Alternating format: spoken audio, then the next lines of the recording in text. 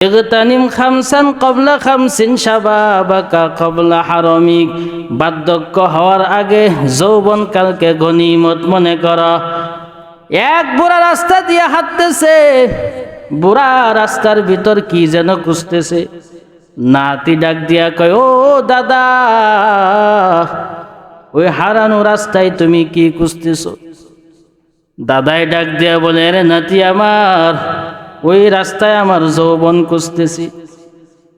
নাতি কথা বলার পর বুড়াই ডাক দিয়া কয়, রে নাতি, নাতি কয়, রে বুড়া, ওই জায়গায় তো যৌবন তালাশ করিয়া পাইবা না, ওই জায়গায় যৌবন খুঁজলে কি হবে? দাদাই ডাক দিয়া কয়, রে নাতি আমার, ওই রাস্তায় তো আমার যৌবনটা খাটাইলাম, ওই রাস্তায় তো আমার যৌবন খাটাইছি, এখন তালাশ করি না, বরং তোমাকে শিক্ষা দিতেছি রে ও নাতি আমার। জনম থাকতে যৌবন থাকলে যৌবনের মূল্যায়ন দাও, বার্ধক্য হয়ে গেলে আর আফসোস করিয়াও লাভ নাই। এজন্য ভিন্ন হাদিসে রাহমাতুল লিল আলামিন বলে, যে আল্লাহর বান্দা যৌবনকালে 5 ওয়াক্ত নামাজ গিয়া মসজিদে পড়তে পারে, ইচ্ছা করলে ভালো একটা নেক কাজ করতে পারে, ইচ্ছা করলে যে কোনো নেক আমল তার দ্বারা সম্ভব হয়ে যায়, কিন্তু বার্ধক্য হওয়ার পর ওই আল্লাহর গোলাম ইচ্ছা করলে সে নামাজ পড়তে পারে না, ইচ্ছা করলে সে একটা নেক কাজে অংশগ্রহণ করতে পারে না। এজন্য আল্লাহর পয়গম্বর বলে, হে রে আমার উম্মতের দল, তোমরা বার্ধক্য হওয়ার পূর্বে যৌবনকালকে গনিমত মনে করো। যে আল্লাহর গোলাম যৌবনকালে ইবাদতে খাটায়, মুফাসসিরিনে কেরাম বলে, আমার আল্লাহ তাআলা ওই বান্দা যৌবনকালে যেমনি ইবাদত করত, বুড়া হওয়ার কারণে ওই আল্লাহর বান্দা যদি ইবাদত ঠিক মতো নাও করতে পারে, আমার আল্লাহ তাআলা যৌবনকালের ইবাদতের সওয়াব বৃদ্ধ হওয়ার পরেও আল্লাহ তার আমল নামায় লিখে দেয়। আতিনা ফি দার দুনিয়া না হাসান, আতিনা ফি দার আকবানা হাসান, ইয়া গিয়াসাল মুস্তাগীসিন আহদিনা লফতেখারা বিল উলুমে ওয়াল গিনা। हर गोरी देने के तू तैयार है, जो न मंगे उसे तू बेजार है। আল্লাহর রাসূল বলেন, ইগতানিম খামসান ক্বাবলা খামসিন শাবাবাকা ক্বাবলা হারামিক ওয়া সিহহাতাকা ক্বাবলা সাকুমিক। 2 নাম্বার বিষয় হলো, 2 নাম্বার হলো অসুস্থতার পূর্বে সুস্থতাকে গনিমত মনে করো। 1 নাম্বার হলো যৌবনকে গনিমত মনে করো, 2 নাম্বার হলো সুস্থতাকে অসুস্থতার পূর্বে গনিমত মনে করো। কারণ এখন শরীরটা সুস্থ আছে, নেক আমল করা এখন সম্ভব হয়ে যাবে। যখন অসুস্থ হয়ে যাবে তখন আর নামাজ পড়তেও মনে চাইবে না, মনটা দুর্বল হয়ে যাবে, অসুস্থ বিছানায় পড়ে চিন্তা করবে, এখন যদি আমি সুস্থ হইতাম তাহলে আমি 5 ওয়াক্ত নামাজ পড়তাম, কোরআন তেলাওয়াত করতাম, আল্লাহর হুকুমগুলি মানতাম। কিন্তু ওই আল্লাহর বান্দায় যখন সুস্থ ছিল তখন আর সে নামাজ পড়ল না, তখন সে কোরআন তেলাওয়াত করল না, তখন সে আল্লাহর হুকুমগুলি মানে নাই, তখন সে অলসতায় কাটায় দিয়েছে তার সময়টা। এজন্য আল্লাহর নবী বলেন, হে রে উম্মত, ওই সময়টাকে অসুস্থতার পূর্বে তোমার সুস্থতার জীবনকে গনিমত মনে করো। সুস্থতা যে কত বড় নিয়ামত, মানুষ এগুলি আলহামদুলিল্লাহিল্লাযী জাআলাশ শামসা ওয়াল কমারা বিহুসবান ওয়ান নাজমা ওয়াশ শাজারা ইয়াসজুদান وفضل زمانا على زمان كما فضل مكانا على مكان وإنسانا على إنسان ونشهد أن لا إله إلا الله وحده لا شريك له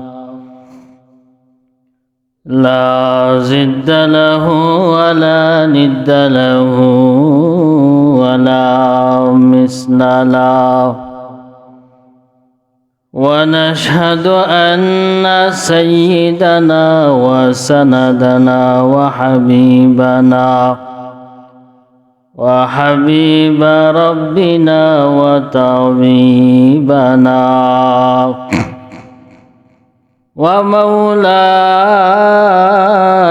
محمدا عبده ورسوله صلى الله تعالى عليه وعلى آله وأصحابه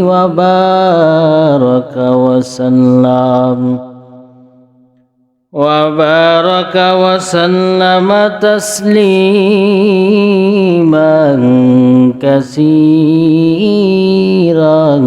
كثيرا أما بعد فأعوذ بالله من الشيطان الرجيم بسم الله الرحمن الرحيم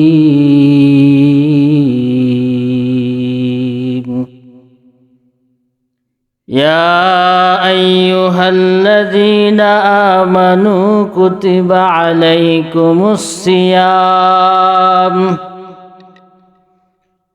كما كتب على الذين من قبلكم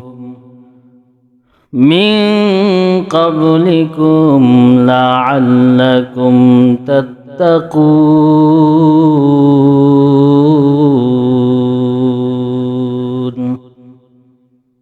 وقال النبي صلى الله عليه وآله وسلم شعبان شهري رمضان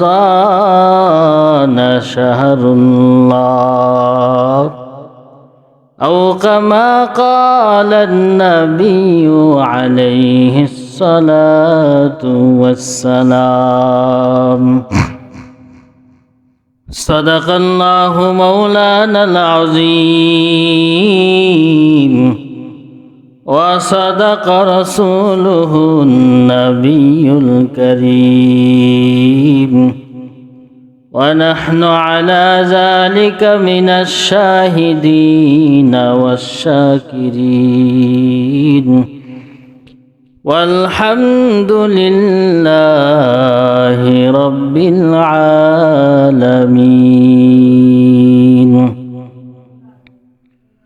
سبحانك لا علم لنا إلا ما علمتنا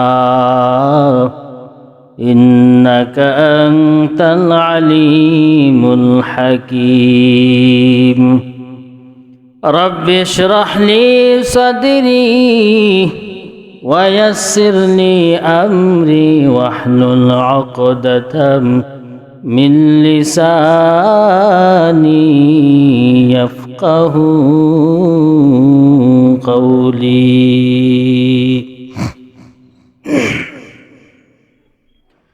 এক চশমে زدن غافل ازا شاه نباشی یک چشمه زدن غافل ازا شاه نباشی शायद के निगाह को नदागाह नबाशी, शायद के निगाह को नदागाह नबाशी। मैं दूर हम मजबूर हाँ ऐ सैयद आलम, मैं दूर हम मजबूर हाँ ऐ सैयद आलम, दीदार देखा दे नहीं आवाज सुना दो, दीदार देखा दे नहीं आवाज सुना दो। तो दिल में तो आता है समझ में नहीं आता, तो दिल में तो आता है समझ में नहीं आता, बच जाने लिए मैं तेरा पहचान यही है, बच जाने लिए मैं तेरा पहचान यही है। अल्हम्दुलिल्लाह। निहायत काबिल एहतराम महान अल्लाह तालार दरबारे हजारों शुक्र जे अल्लाह ताला अपने आमाके दुनियार समस्त काज থেকে ফারেক করে আল্লাহ তাআলা দুনিয়ার সমস্ত ঝামেলাকে অপেক্ষা করে 10 মায়ের 10 সন্তানকে আপন হয়ে একই জায়গায় জুড়ে মিলে বসার তৌফিক দান করলেন। এজন্য আমরা সকলেই প্রাণ খুলে অন্তরের অন্তঃস্থল থেকে শুকরিয়া তান পড়ি আলহামদুলিল্লাহ। আল্লাহ তাবারাকাহু ওয়া তাআলা দুনিয়ার মানুষকে অসংখ্য অগণিত নাজ নিয়ামত দান করেছে,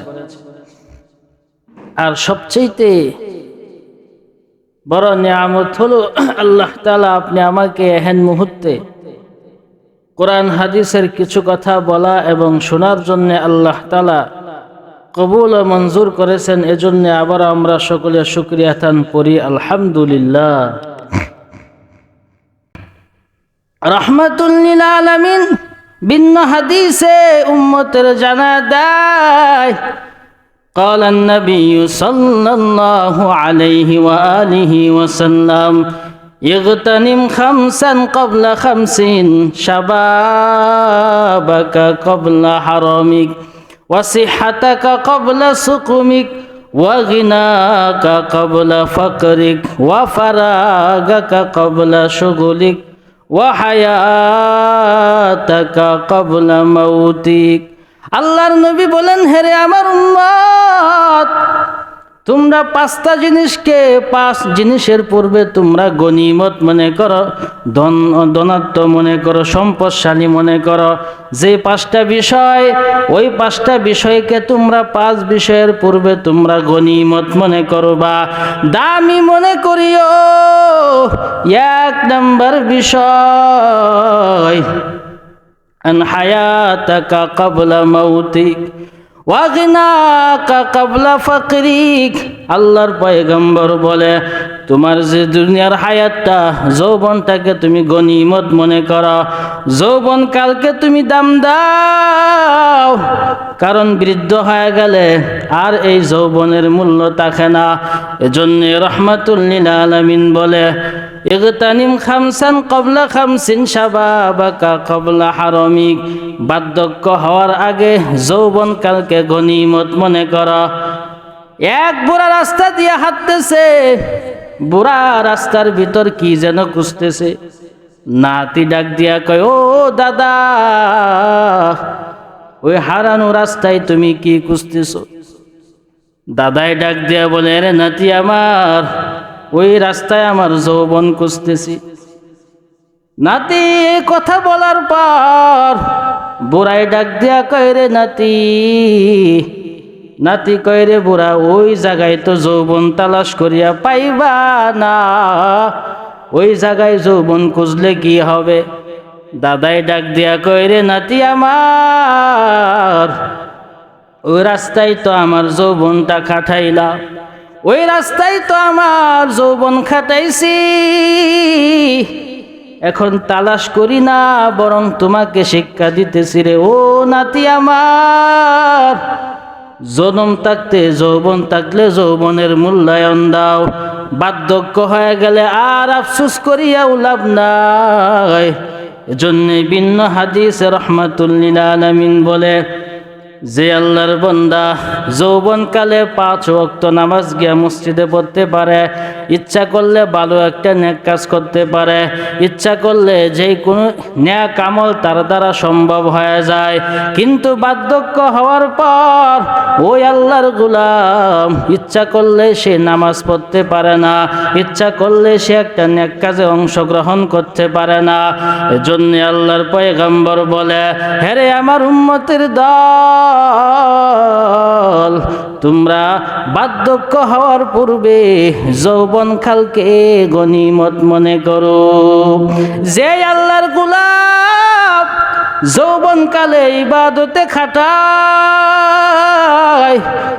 মুফাসসিরিনে কেরাম বলে, আমার আল্লাহ তাআলা ওই বান্দা যৌবনকালে যেমনি ইবাদত করত, বুড়া হওয়ার কারণে ওই আল্লাহর বান্দা যদি ইবাদত ঠিক মতো নাও করতে পারে, আমার আল্লাহ তাআলা যৌবনকালের ইবাদতের সওয়াব বৃদ্ধ হওয়ার পরেও আল্লাহ তার আমল নামায় লিখে দেয়।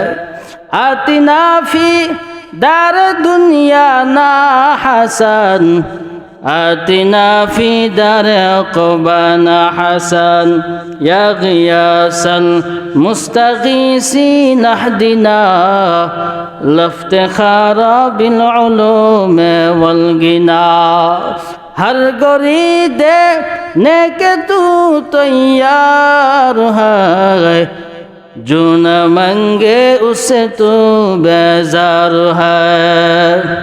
আল্লাহর রাসূল বলেন, ইগতানিম খামসান ক্বাবলা খামসিন, শাবাবাকা ক্বাবলা হারামিক ওয়া সিহহাতাকা ক্বাবলা সাকুমিক। 2 নাম্বার বিষয় হলো, 2 নাম্বার হলো অসুস্থতার পূর্বে সুস্থতাকে গনিমত মনে করো। 1 নাম্বার হলো যৌবনকে গনিমত মনে করো, 2 নাম্বার হলো সুস্থতাকে অসুস্থতার পূর্বে গনিমত মনে করো। কারণ এখন শরীরটা সুস্থ আছে, নেক আমল করা এখন সম্ভব হয়ে যাবে। যখন অসুস্থ হয়ে যাবে তখন আর নামাজ পড়তেও মনে চাইবে না, মনটা দুর্বল হয়ে যাবে, অসুস্থ বিছানায় পড়ে চিন্তা করবে, এখন যদি আমি সুস্থ হইতাম তাহলে আমি 5 ওয়াক্ত নামাজ পড়তাম, কোরআন তেলাওয়াত করতাম, আল্লাহর হুকুমগুলি মানতাম। কিন্তু ওই আল্লাহর বান্দায় যখন সুস্থ ছিল তখন আর সে নামাজ পড়লো না, তখন সে কোরআন তেলাওয়াত করলো না, তখন সে আল্লাহর হুকুমগুলি মানে নাই, তখন সে অলসতায় কাটায় দিয়েছে তার সময়টা। এজন্য আল্লাহর নবী বলেন, হেরে উম্মত, ওই সময়টাকে অসুস্থতার পূর্বে তোমার সুস্থতার জীবনকে গনিমত মনে করো। সুস্থতা যে কত বড় নিয়ামত, মানুষ এগুলি বুঝে না। কারণ যদি অসুস্থ ব্যক্তিরা জিজ্ঞাসা করো, রে ভাই বলো তো সুস্থতা কত বড় নিয়ামত, ওই অসুস্থ ব্যক্তি বলে দিবে, রে ভাই আমি যখন সুস্থ ছিলাম তখন তো আমি সুস্থতার নিয়ামত বুঝি নাই, এখন যখন অসুস্থ হয়ে গেলাম তখন আমার বুঝে আসলো যে সুস্থতা কত বড় নিয়ামত। এজন্য রাহমাতুল লিল আলামিন বলে, হেরে আমার উম্মতের দল, তোমরা অসুস্থ হওয়ার পূর্বে সুস্থতাকে নিয়ামত মনে করো। কারণ অসুস্থ হয়ে গেলে আর আল্লাহ তাআলার হুকুমগুলি মানা যায় না, অসুস্থ হয়ে গেলে আর নামাজ পড়াও মনে চাই না, অসুস্থ হয়ে গেলে মানুষ যে ইবাদত করতো তাও করে না। এজন্য আল্লাহর নবী বলেন, হেরে উম্মত, তোমরা অসুস্থতার পূর্বে সুস্থতাকে তোমরা গনিমত মনে করা। 3 নাম্বার, অফারাগাকা ক্বাবলা শুগুলিক, তোমরা অবসর সময়কে ব্যস্ত হওয়ার পূর্বে গনিমত মনে করো। কারণ এখন কত সময় অবসরে কাটাইতেছো, কিন্তু যখন ব্যস্ততায় ধরে ফেলে তখন এই অবসর সময়ের মূল্য থাকে না। রহমাতুল লিল আলামিন একদিন কবরের পাশ দিয়া যাইতেছেন, সাহাবাই কারামকে জিজ্ঞাসা করে, ও সাহাবারা, তোমরা কি জানো ওই কবরওয়ালা কিসের জন্য আফসোস করতেছে? আল্লাহর নবীর সাহাবারা ডাক দিয়া বলেন, ও পয়গম্বর, আল্লাহ এবং তার রাসূল তো ভালো জানে। আল্লাহর নবী ডাক দিয়া কয়, ও সাহাবাই কেরাম, ওই কবরওয়ালা শুধু একটা সময়ের জন্য আফসোস করতেছে, সময় কত সময় নষ্ট করেছে। ওই কবরওয়ালা কোনো কিছুর জন্য আফসোস করে নাই, শুধু যে সময়টা দুনিয়ার ভিতরে এমনিতেই খাটাইছে, অবসর খাটাইছে, ওই সময়টার জন্য কবরওয়ালা বড় আফসোস করতেছে। ওই কবরওয়ালা কি আফসোস করে? ওই কবরওয়ালা মালিকের কাছে ডাক দিয়া বলে, রে মালিক, আজকে যদি একটু সময় পাইতাম, 2 রাকাত নামাজ পড়তাম, আজকে আমার আমল নামাটা বাড়ি হয়ে যাইত। 2 রাকাত নামাজের যে আজকে কত দাম আজকে আমার বুঝে আসলো। কিন্তু আমি দুনিয়ার জীবনে কত সময় কাটাইলাম, কত সময় আড্ডা মেরে কাটাইলাম, কত সময় গফের মধ্যে কাটাইলাম, কত সময় ঘুমাইয়া কাটাইলাম। ওই সময়গুলো যে আমি আমলের মধ্যে কাটাইতাম, আজকে আমার আমল নামাটা বাড়ি হয়ে যাইতো, আজকে আমি জান্নাতের মেহমান হয়ে যাইতাম। এজন্য রহমাতুল লিল আলামিনের সাহাবী হযরতে উমর আরেকদিন কবরের পাশ দিয়া যাইতেছে। হযরতে উমর বাহন থেকে নামিয়া ওই কবরের পাশে গেলেন, যাওয়ার পরে ওই কবরের কাছে গিয়ে 2 রাকাত নামাজ পড়লেন। সাহাবাই কেরাম জিজ্ঞাসা করে, হে উমর, ওই কবরের পাশে গিয়া কেন নামাজ পড়ছেন? আল্লাহর নবীর সাহাবী হযরতে ওমর ডাক দিয়া বলে, ও সাহাবারা, তোমরা জানো না ওই কবরওয়ালা কি জন্য আফসোস করতেছে? শুধু কবরওয়ালা চিল্লায়া আল্লাহর কাছে বলতেছে, ও দয়ার মালিক, দুনিয়াতে কত সময় খাটাইছি, 2 রাকাত নামাজ পড়ার সময় পাই নাই, বুঝি আজকে একটু সময় পাইতাম তাহলে নামাজের মধ্যে খাটাইতাম। এই জন্য আমি উমরের সময় তো এখনো শেষ হয় নাই, আমি উমরও 2 রাকাত নামাজ পড়ে নিলাম। এজন্য রহমাতুল লিল আলামিন বলে, অফারাগাকা ক্বাবলা শুগুলিক, ও আমার উম্মতেরা, তোমরা অবসর সময়কে ব্যস্ততার পূর্বে গনিমত মনে করো। কারণ ব্যস্ত হয়ে গেলে আর এই সময়ের মূল্য তোমরা বুঝবা না। এজন্য রহমাতুল লিল আলামিন জানা দেয়, হেরে আমার উম্মতেরা, তোমরা ব্যস্ত হওয়ার পূর্বে ওই অবসর সময়কে গনিমত মনে করো। 4 নাম্বার, অফারাগাকা ক্বাবলা শুগুলিক ওয়াসিহাতাকা ক্বাবলা শুগুলিক, অফারাগাকা ক্বাবলা শুগুলিক ওয়া হায়াতাকা ক্বাবলা মাউতিক। এবং তোমরা ওই মরার আগে তোমাদের হায়াতকে গনিমত মনে করো, মরার পরে আফসোস করে কোনো লাভ নাই। এজন্য রহমাতুল লিল আলামিন ভিন্ন হাদিসের ভিতরে বলেন, হাসরের ময়দানে প্রত্যেকটা মানুষকে 5টা করে প্রশ্ন করা হবে। ওই 5টা প্রশ্নের জবাব না দেওয়া পর্যন্ত কোনো মানুষ জান্নাতে ঢুকতে পারবে না। 5 প্রশ্নের 1 নাম্বার প্রশ্ন হলো, হেরে আমার উম্মতের দল, তোমার যৌবনের হিসাব দাও। ওয়ান শাবাবিহি ফিমা আবলা। ওরে যুবক, রহমাতুল লিল আলামিন বলে হাসরের ময়দানে প্রত্যেকটা বনি আদমকে 5টা করে প্রশ্ন করা হবে। 1 নাম্বার প্রশ্ন হবে, তোমার জীবনের হিসাব দাও। আমি আল্লাহ যে তোমাকে 70 থেকে 80 বছর হায়াত দিয়েছিলাম, ওই হায়াতের হিসাব দাও। ওই হায়াতটা কেমনে তুমি ব্যয় করেছো? দুনিয়ার লাইনে কতটুকু সময় দিয়েছো? আমি আল্লাহর জন্য কি পরিমাণ সময় দিয়েছো? আজকে আমি আল্লাহর কাছে তোমার জীবনের হিসাব দাও। এজন্য আল্লাহর নবী বলেন, মান হুসিবা উকিবা, যার হিসাব নেওয়া হবে তাকে আযাব দেওয়া হবে। এজন্য রাহমাতুল লিল আলামিন বলে, ওরে বান্দা, তোমার জীবনের হিসাব দিতে হবে, জীবন কেমনে তুমি ব্যয় করেছো। এজন্য আল্লাহ তাআলা বলেন, ওরে দুনিয়ার মানুষ, আমি আল্লাহ তোমাকে দুনিয়াতে পাঠাইলাম। কেন পাঠাইছি জানো? আমি আল্লাহ তো মানুষকে ওয়াহেতুক বানাই নাই।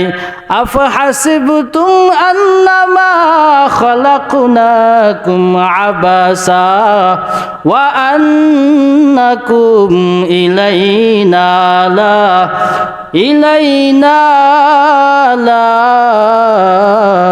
তুরজাউন।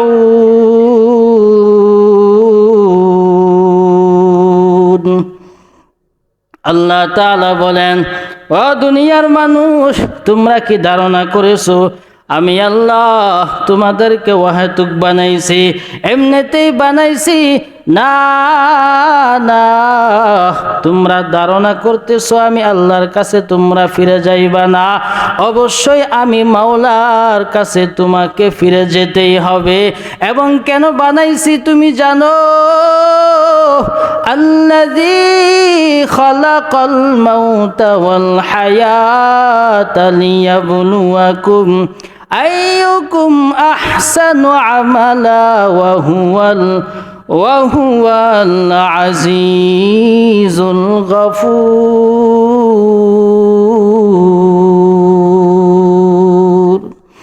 আল্লাহ তাআলা বলে, আমি আল্লাহ হায়াত এবং মৃত্যুকে সৃষ্টি করেছি পরীক্ষার জন্যে। এজন্য আল্লাহর নবী বলে, হাসরের ময়দানে প্রত্যেকটা মানুষকে 5টা প্রশ্ন করা হবে। ওই 5টা প্রশ্নের জবাব না দেওয়া পর্যন্ত কোনো মানুষ একটা কদম সামনে বাড়াইতে পারবে না। 2 নম্বরে প্রশ্ন করা হবে, এ যুবকের দল, তোমার যৌবন কেমনে ব্যয় করেছো হিসাব দাও। 3 নাম্বার প্রশ্ন করা হবে, এরে মানুষ, মাল কেমনে উপার্জন করেছো? আমি আল্লাহর কাছে হিসাব দাও। 4 নাম্বার প্রশ্ন করা হবে, ওই মাল কেমনে ব্যয় করেছো? আমি আল্লাহর কাছে হিসাব দাও। 5 নাম্বার প্রশ্ন করা হবে, যে ইলম শিখছো ওই ইলম অনুযায়ী আমল করেছো কিনা? আমি আল্লাহর কাছে হিসাব দাও।